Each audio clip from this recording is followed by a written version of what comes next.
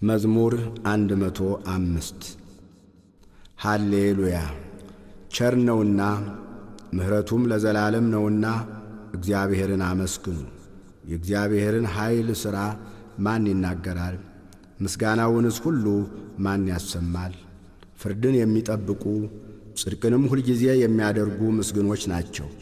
አቤቱ በሕዝብህ ሞገስ አስበን፣ በመድኃኒትህም ጎብኘን።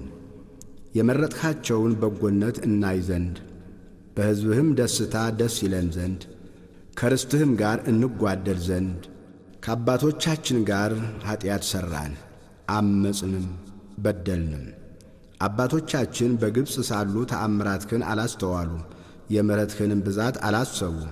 በኤርትራ ባሕር ባለፉ ጊዜ አመፁብህ፣ ኃይሉን ግን ለማስታወቅ ስለ ስሙ አዳናቸው። የኤርትራንም ባሕር ገሠጸ፣ እርሱም ደረቀ። እንደ ምድረ በዳ በጥልቅ መራቸው፣ ከሚጠሏቸውም እጅ አዳናቸው። ከጠላትም እጅ ተቤዣቸው፣ ያሳደዷቸውንም ውሃ ደፈናቸው። ከእነርሱም አንድ አልቀረም። በዚያን ጊዜ በቃሉ አመኑ፣ ምስጋናውንም ዘመሩ። ፈጥነውም ሥራውን ረሱ፣ በምክሩም አልታገሱም። በምድረ በዳም ምኞትን ተመኙ፣ በበረሃም እግዚአብሔርን ተፈታተኑት። የለመኑትንም ሰጣቸው፣ ለነፍሳቸው ግን ክሳትን ላከ። ሙሴንም እግዚአብሔር የቀደሰውንም አሮንን በሰፈር ተመቀኟቸው። ምድርም ተከፈተች፣ ዳታንንም ዋጠችው፣ የአቤሮንንም ወገን ደፈነች። በማኅበራቸውም እሳት ነደደች፣ ነበልባልም ኀጥኣንን አቃጠላቸው። በኮሬብም ጥጃን ሠሩ፣ ቀልጦ ለተሠራ ምስልም ሰገዱ። ሳርም በሚበላ በሬ ምሳሌ ክብራቸውን ለወጡ። ታላቅ ነገርንም በግብፅ ድንቅንም በካም ምድር ግሩም ነገርንም በኤርትራ ባሕር ያደረገውን ያዳናቸውንም እግዚአብሔርን ረሱ። እንዳያጠፋቸው ቁጣውን ይመልስ ዘንድ የተመረጠው ሙሴ በመቅሰፍት ጊዜ በፊቱ ባይቆም ኖሮ ያጠፋቸው ዘንድ ተናገረ። የተወደደችውን ምድር ናቁ፣ በቃሉም አልታመኑም።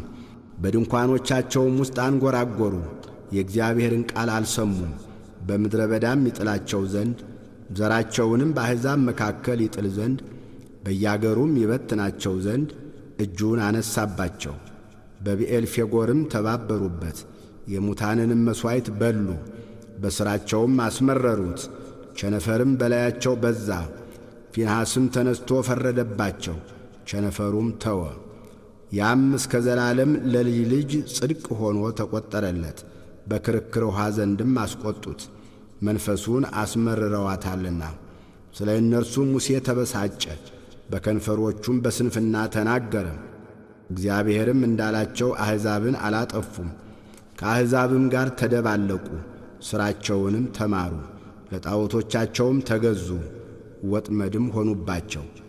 ወንዶች ልጆቻቸውንና ሴቶች ልጆቻቸውን ለአጋንንት ሰዉ። የወንዶች ልጆቻቸውንና የሴቶች ልጆቻቸውን ደም ለከነዓን ጣዖቶች የሰዋቸውን ንጹሕ ደም አፈሰሱ። ምድርም በደም ረከሰች፣ በሥራቸው ረከሱ፣ በማድረጋቸውም አመነዘሩ። የእግዚአብሔርም ቁጣ በሕዝቡ ላይ ነደደ፣ ርስቱንም ተጸየፈ። ወደ አሕዛብም እጅ አሳለፋቸው፣ የሚጠሏቸውም ገዟቸው። ጠላቶቻቸውም ግፍ አደረጉባቸው፣ ከእጃቸውም በታች ተዋረዱ። ብዙ ጊዜ አዳናቸው፣ ነገር ግን በምክራቸው አስመረሩት፣ በኀጢአታቸውም ተዋረዱ። እርሱ ግን ጩኸታቸውን በሰማ ጊዜ ጭንቀታቸውን ተመለከተ። ለእነርሱም ኪዳኑን አሰበ፣ እንደ ምሕረቱም ብዛት ተጸጸተ። በማረኳቸውም ሁሉ ፊት ሞገስን ሰጣቸው። አምላካችን እግዚአብሔር ሆይ አድነን፣ ቅዱስ ስምህን እናመሰግን ዘንድ በምስጋናህም እንመካ ዘንድ ከአሕዛብ መካከል ሰብስበን ከዘላለም እስከ ዘላለም። የእስራኤል አምላክ እግዚአብሔር ይመስገን። ሕዝብ ሁሉ አሜን ይበል። ሃሌሉያ።